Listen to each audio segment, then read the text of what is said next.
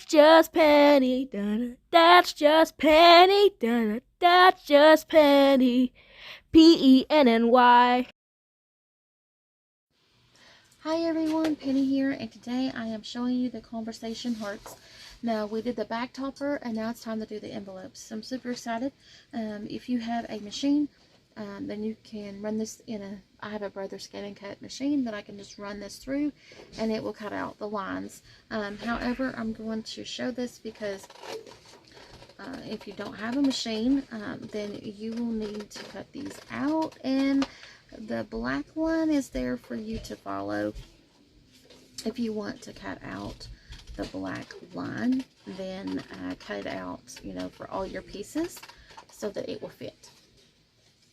If you cut it out for all of them, or for one piece, it may not fit. So you need to cut, if you cut away the black line, then you will need to cut away the back line on all of them. But the black line is there, number one, to be able to see, and number two, for the machines. So I'm just going to carefully cut this out, and I'm not going to be perfect. I'm going to try my best. I did print on 110-pound cardstock. I did do that, and I do have my glue gun ready in case I want to glue the envelope shut so the pieces won't fall out.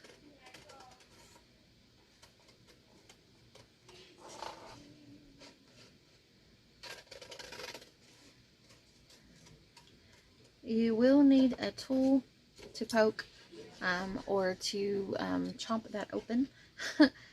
So if you have a needle or a push pin or a straight blade, you can, or if you have a small punch, circle punch or something that would fit in there, that you could, because this is how you get your envelope. This is what this is for. This goes in that hole.